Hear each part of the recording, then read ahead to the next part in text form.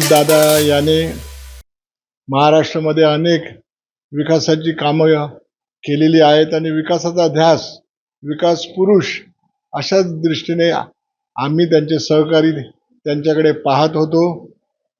माझ्या सुरुवातीच्या मंत्रिमंडळामध्ये अजितदादा सुद्धा त्यावेळेला मंत्री होते आणि त्या काळामध्ये आम्ही सिंधुदुर्ग जिल्ह्यामध्ये जी कामं करत होतो, जसं जिल्हा केंद्र आहे ओरोसचं 1250 हेक्टर जमिनीमध्ये जिल्हा केंद्र आपण उभं केलं. अशी अनेक कामं या जिल्ह्यामध्ये करण्यामागे त्यांचं मला मोठं सहकार्य लाभलं पालकमंत्री म्हणून. त्याचप्रमाणे ते माझे एक अत्यंत जवळचे मित्र होते, आमच्या कुटुंबाचे मित्र होते. मुंबईमध्ये ते कधी माझ्याकडे न बोलवता सुद्धा जेवायला येत असत, बसत असत, गप्पा मारत असत.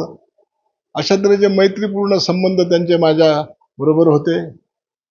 मी राजकारणामध्ये राहावा, टिकावा, पुढे गेला पाहिजे, आपला सहकारी आहे अशी भावना त्यांनी सातत्याने मनामध्ये ठेवली. आणि हे सगळं करत असताना ज्या ज्या वेळेला गरज पडेल त्या त्या वेळेला त्यांनी जिल्ह्याच्या विकासाच्या दृष्टीने असेल, जिल्ह्याचे अनेक प्रश्न त्यांच्याकडे आम्ही मांडलेले आहेत आणि त्यांनी ते सोडवलेले आहेत. या जिल्ह्यावरही, सिंधुदुर्ग जिल्ह्याच्या जनतेवरही त्यांनी प्रेम केलं. जसं त्यांनी आम्हा सर्व कार्यकर्त्यांच्यावर प्रेम केलं, तसंच जिल्ह्याच्या जनतेवरही त्यांनी प्रेम केलं. त्यांच्या जाण्यामुळे महाराष्ट्राचं फार मोठं नुकसान झालेलं आहे. महाराष्ट्राच्या राजकारणामध्ये सर्वसामान्य जनतेमध्ये एक मोठी पोकळी निर्माण झालेली आहे. महाराष्ट्राचे मुख्यमंत्री व्हावे आणि ते झालेही असते. त्यांच्याकडे ती कर्तबगारी होती, तो झंझावात होता, निर्णय घेण्याची क्षमता होती आणि अशा ज्येष्ठ नेत्याला आपण मुख्यमंत्री म्हणून पाहू शकलो नाही, एका कर्तबगार नेत्याला, हे सुद्धा मनामध्ये आमच्या शल्य आहे. दादांना श्रद्धांजली वाहण्याची पायी यावी, माझ्यापेक्षा वयाने लहान आहेत ते, आणि त्यांना श्रद्धांजली वाहण्याची पायी आम्हा कुटुंबियावर यावी.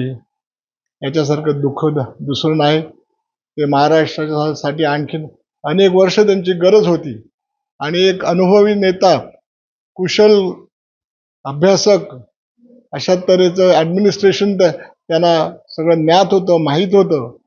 तळागाळापर्यंत ज्या ज्या अडीअडचणी महाराष्ट्राच्या जनतेच्या आहेत त्या सर्व त्यांना ज्ञात होत्या आणि त्यांना त्याच्याबद्दल प्रेम होतं. शेतकरी असो, मागासवर्गीय असो, सर्वसामान्य असो, या सर्वांच्या बद्दल त्यांनी सातत्याने निर्णय घेताना आपल्या मनामध्ये प्रेम भावना ठेवली आणि तशा तऱ्हेचे महत्त्वपूर्ण निर्णय घेण्यामध्ये त्यांचा मोठा हात होता आणि आहे.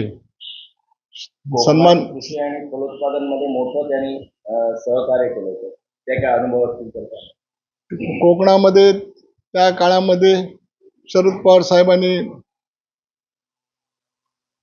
100% अनुदानित फलोत्पादन योजना या कोकणामध्ये आणि महाराष्ट्रामध्ये राबवली आणि राबवत असताना ती कोकणामध्ये चांगल्या तऱ्हेने राबवली गेली पाहिजे या अनुषंगाने फलोत्पादन आणि शेती खातं माझ्याकडे दिलं, जेणेकरून मी या कोकणामध्ये विशेष करून सिंधुदुर्ग, रत्नागिरी, रायगड या जिल्ह्यामध्ये फलोत्पादनाचं जास्तीत जास्त त्या लोकांना प्रोत्साहित करावं, शेतकऱ्यांना प्रोत्साहित करावं आणि तसं झालं देखील.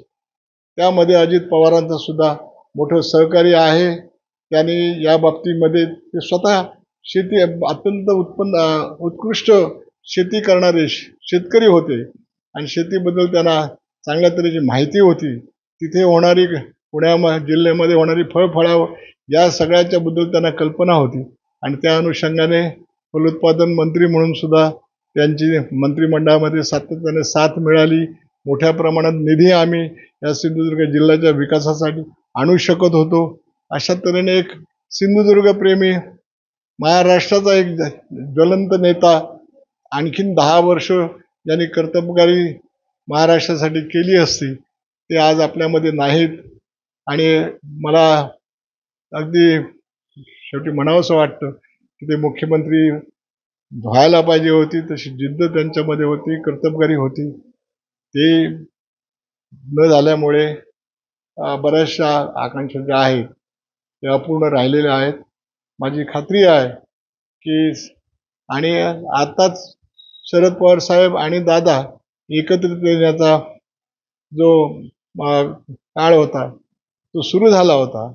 एकत्रित जवळजवळ आले होते आणि महाराष्ट्राच्या जनतेला ते बरं वाटत होतं आणि मोठी शक्ती त्या दृष्टीने धर्मनिरपेक्ष पक्षांना मिळणार होती आणि सातत्याने त्याच विचाराने प्रेरित होऊन त्यांनी काम केलेलं आहे आणि त्याच्यामुळे फार मोठं नुकसान हे महाराष्ट्राचं झालेलं आहे आणि पर्यायाने आमच्या सर्वांचं झालेलं आहे.